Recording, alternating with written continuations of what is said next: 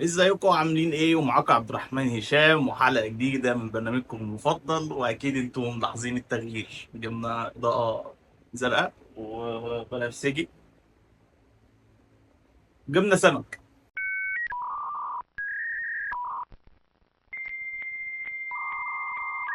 المهم، خلينا نخش في موضوع الحلقه.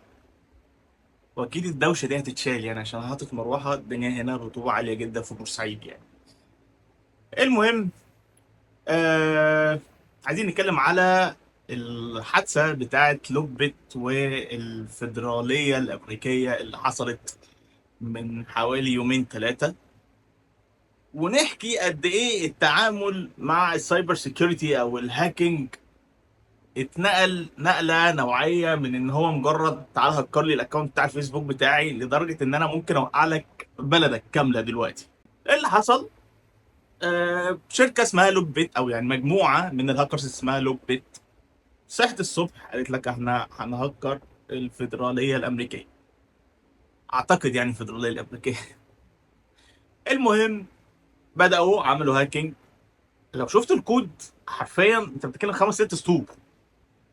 انا مش مصدق، كود قد كده، والله العظيم. ده لا شفته يعني، ده اللي اتسرب. كود قد كده، هكر 33 تيرا بايت.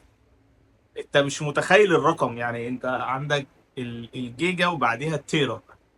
لو انت تليفونك جيجا، تمام، فهو اتهكر 33 ألف مرة. ولو تليفونك تيرا، فهو اتهكر 33 مره، يعني حجم 33 مره. انت تيرا، 33 تيرا بايت. المهم، الداتا دي عشان برضه تبقى فاهم يعني، انت لو عندك داتا بتاعت 100 مليون شخص، اسم وسن وتليفون وفيزا مكتوبه والكلام ده، ممكن تاخد مليون شخص، ممكن تاخد حوالي 200 300 ميجا. يعني احنا بنتكلم تقريبا أربعة في ال 100 مليون، يعني 400 علشان نوصل للميجا، وفي 1000 علشان نوصل للجيجا، وفي 1000 كمان عشان نوصل للتيرا. يعني انت هتضرب ال 100 مليون في 4 في 1000 في 1000 في 1000 في 33 علشان توصل لعدد الناس او الحجم الداتا اللي اتهكرت. انت مش متخيل الحجم عامل ازاي. المهم، لوك بيت من عادتها ان هي بتقول لك معاك اسبوع، واعتبر ان العقد ملغي مثلا يعني، وظبط فلوسك وحاجتك وتعالى. اللي حصل المره دي، قال لك لا يا باشا، قدامك 48 ساعه ويا تجيبوا الفلوس يا اما هنزلها ببلاش. كود قد كده، والله ما كانش منهم حاجه. هنزلوا داتا 33 تيرا بايت ببلاش في السوق.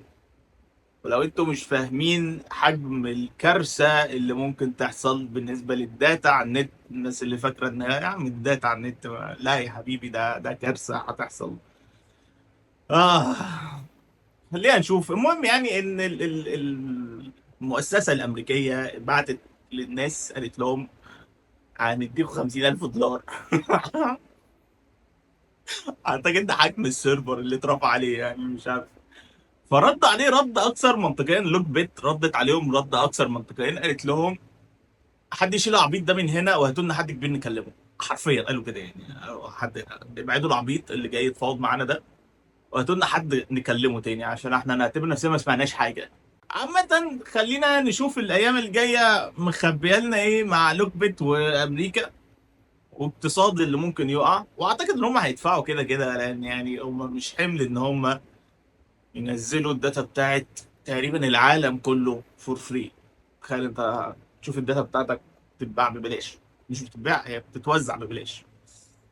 يلا، اشوفكم في حلقة جديدة، وكان معاك عبد الرحمن. ولو عجبك الفيديو ما تنساش تعمل لايك وسبسكرايب وفعل زر الجرس. يلا، سلام عليكم.